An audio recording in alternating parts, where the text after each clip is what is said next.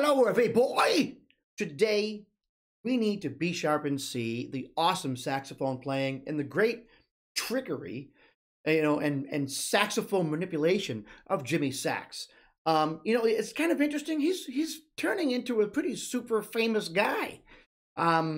He's all over the place, and he plays in front of in large stadiums now and everything. He's kind of like, I don't know. He does like this EDM, I guess you can say, kind of a little bit like Yarden Sax. She does kind of a similar thing where she plays saxophone over EDM, and it just sounds so good, and especially when you use effects. This is a song here by Jimmy Sax called "No Man, No Cry." Just look at how he takes advantage and how he uses the delay, the delay effects to his advantage. Let's put this on. Okay. Head over to the side so you can still see my face. Okay, here we go. Jimmy Sax, No Man, No Cry. Check out the master as he does this song.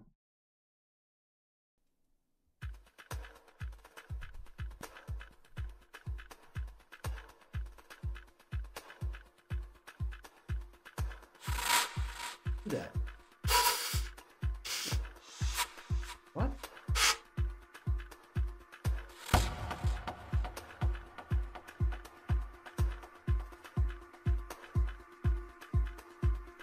It's in the key of B minor on the sax.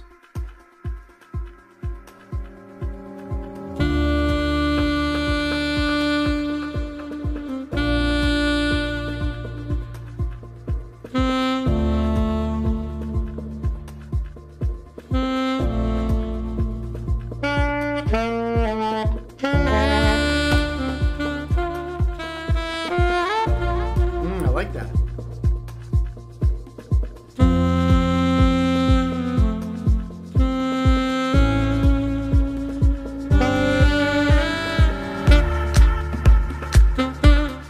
You see that? All right, I know. Excuse me. All right. He's using, and you can see in the beginning too, he was doing that breathing technique, whatever he was doing, breathing into the, and I don't know how to do. I would love to do that. You definitely need to have delay or some type of effect for that to actually sound really nice. And he nailed it. He even did it, I think the third time he did it where it coincided with some percussive hit, like two sticks hitting each other, with a little bit of delay, even on the tap delay on that hit as well. Part of me feels like he's recording himself on the same computer that he's using a DAW, So he's recording himself, or he has the camera on the computer or next to the computer, because it looks like he's looking at the camera, but then waiting for the right moment to come in with a certain sound or a certain hit on the saxophone. So he's probably using a DAW, where the measures are going by. But at any rate, it sounded awesome. But you can see here, he's using the delay to his benefit. He's playing with the delay. The delay is actually part of this whole entire production right here.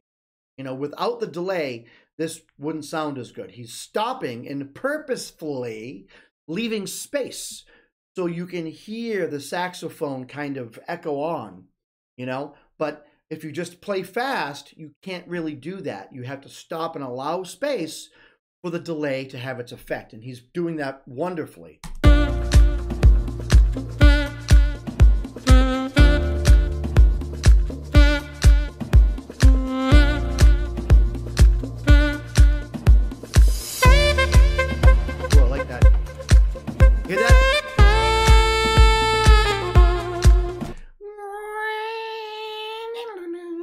So he's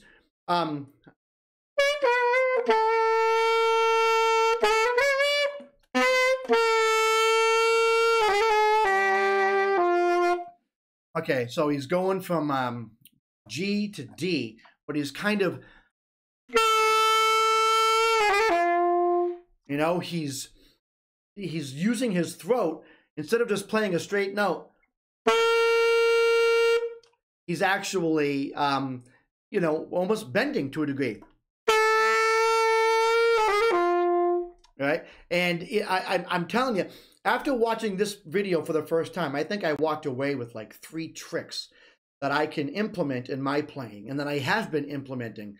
Because, yes, I think Jimmy Sax has great chops. I think he's fast, but he almost reminds me of like a guitar player who looks at the guitar as like, okay, this is an instrument. I can play notes on it, but I can manipulate it differently, you know, and you don't just have to play straight notes. You know, I've heard, you know, I think, gosh, I mean, I won't mention names because I don't want to come across as negative. No, I'll mention names. Okay. I don't want to come across as negative. I love Neil Young, but when he solos, he tends to just play straight notes. And every now and then he might do something with the whammy bar, but he pretty much is just hitting notes. And that works for him. That's the style he likes, you know. Jimmy Sax is not doing that with the saxophone. He's not just hitting the note.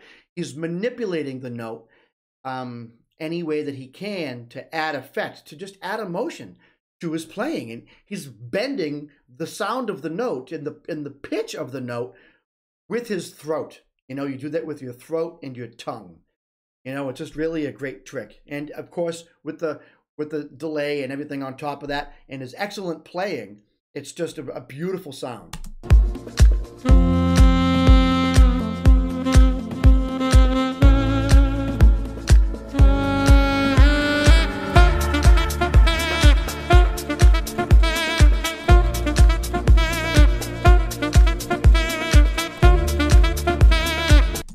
don't know what he's doing there.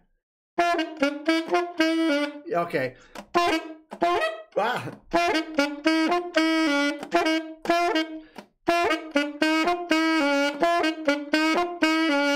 Well, with the delay, that sounds great. I'm not doing it smoothly because I'm hitting the register key. So when you hit the register key to hit that D,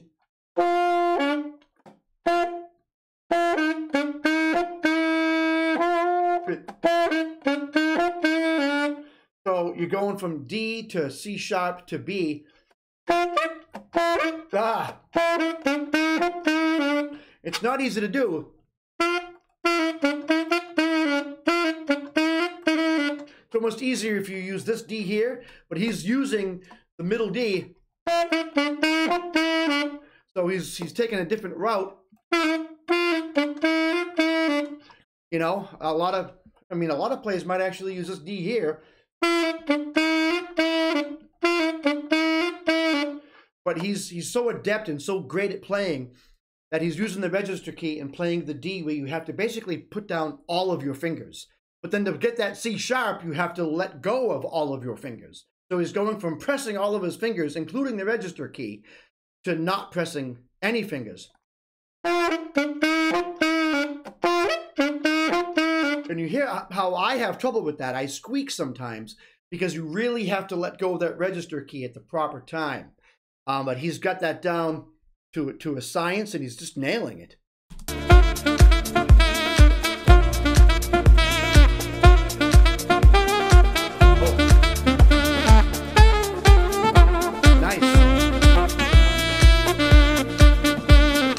So a lot of things there. He used the same, you know.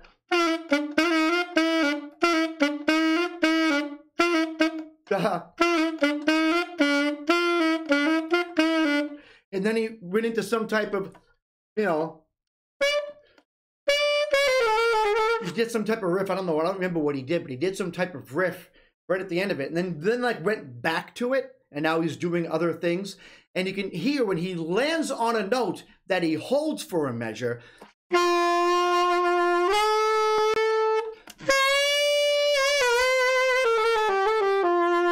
He doesn't just play the note. He either uses vibrato, or he bends it, or he does something with it. It's such good saxophone playing. Nice resolution.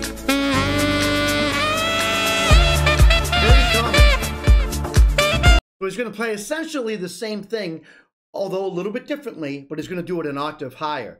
This is how it's done. This is how it's done.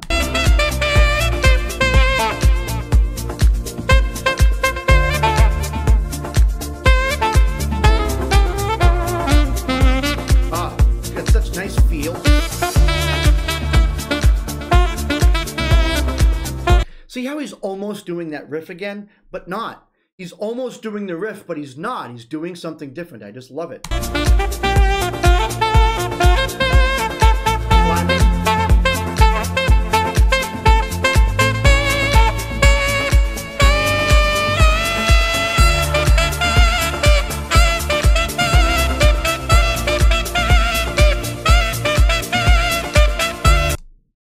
And he's in that high register. He's not doing altissimo notes. He's not in the altissimo range. However, he's playing really high notes, but if you notice, he's growling while he does it. And growling, so growling in that range is easier than growling way up in the high range. You hear that? I tried to growl and the note just went like,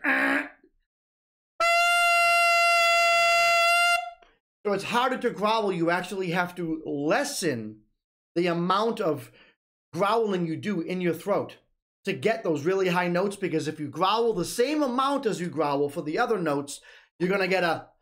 And who the heck wants to hear that? Imagine playing that in front of 10,000 people. You play that in front of a bunch of people, they're going to get up and leave. You know? And then they're going to listen to you again. Okay, anyways, let's go. Let's check it out.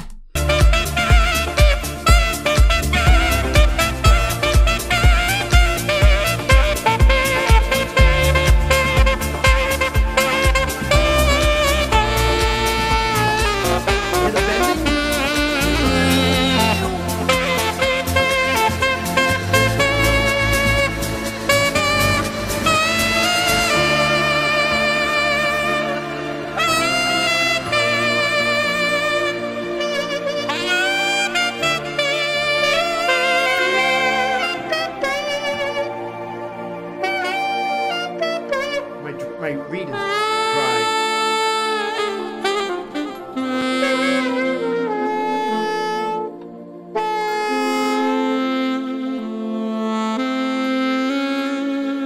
I apologize if my playing is ruining it. I just want to know what he's doing. But he played that F sharp.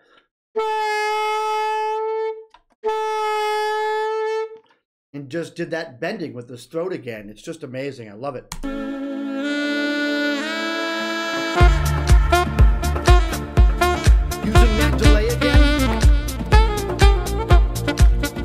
We heard that lick before, right? We heard that in the first time around.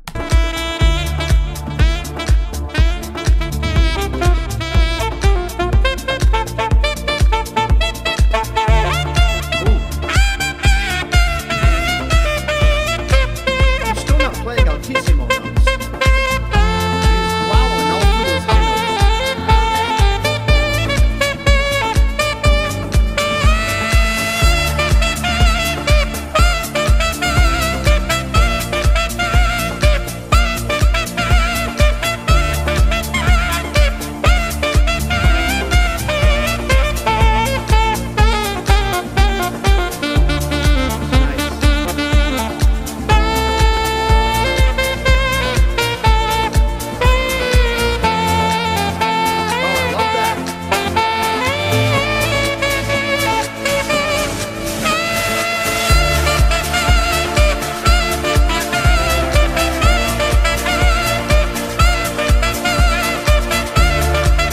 So this is the perfect way. I think he squeaked right there, but he might have actually done it intentionally. Sometimes I do things with the saxophone that I do intentionally, and then I realize, well, maybe.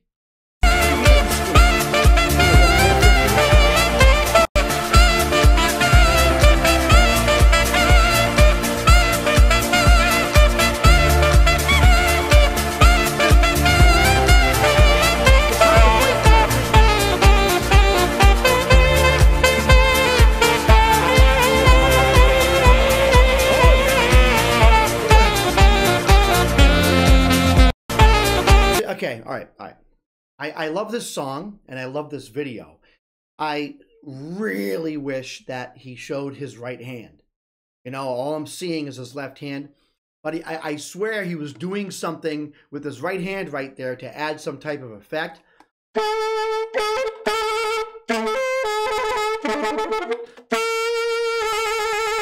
He was doing something, but I can't see it because I can't see his right hand.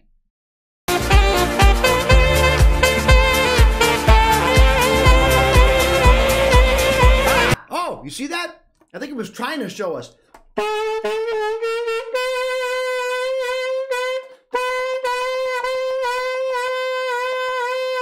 He's doing something with his right hand to get that note to sound like that. He's playing an A, a high A, which all you need is right here. This is the high A. But he's doing something with his right hand to get some type of weird flutter effect.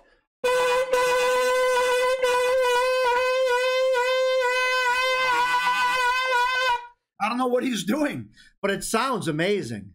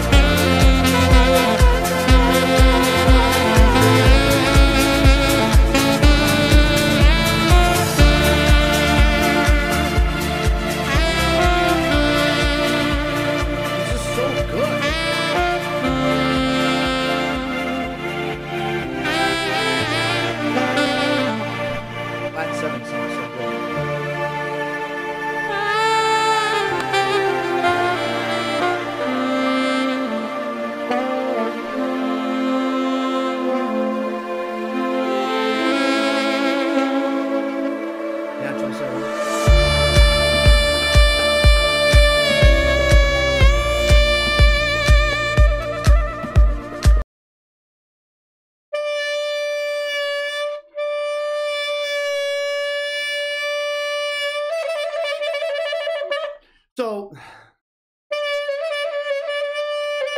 no. I think that's what he's doing. But he's bending over, so he takes the B and he bends over with his finger to get the A.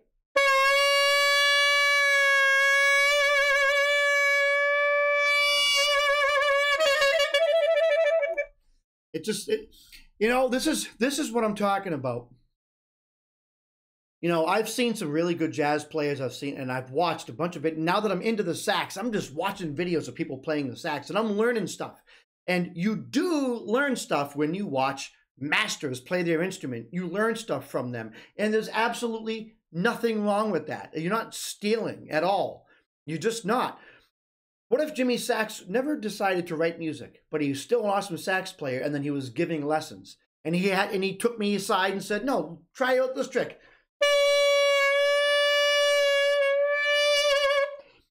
Then I would be like, that's a cool trick, and I would use it. It doesn't matter where you learn it from, if you watch it on a video or if you learn it from your teacher, but that right there is just a great trick. I love being creative with the saxophone.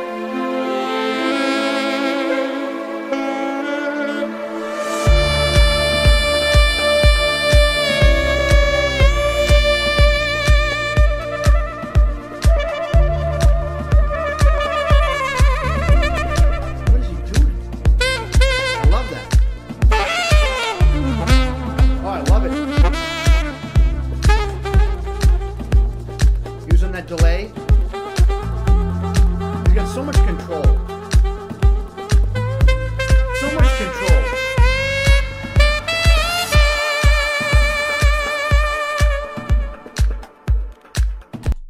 All right, hold on. Let me put my sax down. I'll be right back. Be patient with me. All right. I know I said earlier that he squeaked. I don't think he squeaked. I think, because I saw it again, I actually went back. This video has 178 million views. So the dude is obviously striking a chord with people. He's awesome. He's awesome. Okay, I don't think he squeaked. I don't think he squeaked because when I went back and I wanted to go back and watch him do something. I forget exactly what it was, but there was something that I wanted to watch him do. Oh, that little thing where he came over and he's like, that right there.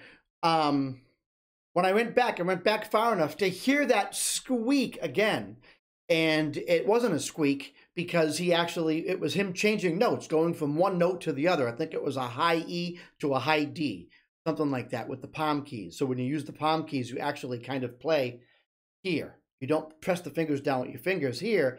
You press them down with this, or like this fat of your finger right here, you know?